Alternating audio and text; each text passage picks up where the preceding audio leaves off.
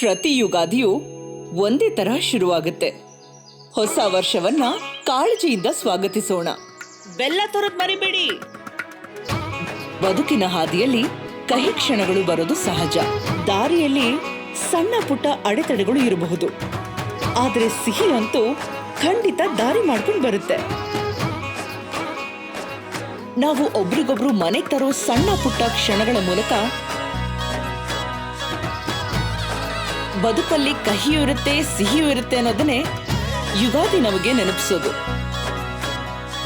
ಮುಖ್ಯವಾಗಿರೋದು ಆ ಕಷ್ಟ ಸುಖಗಳ ಪಯಣವನ್ನ ವಿಡಾ ಈ ಊಟರಿನ ಥರ ಎಷ್ಟು ಸುಲಭವಾಗಿ ಸಾಗಿಸ್ತೀವಿ ಅನ್ನೋದು.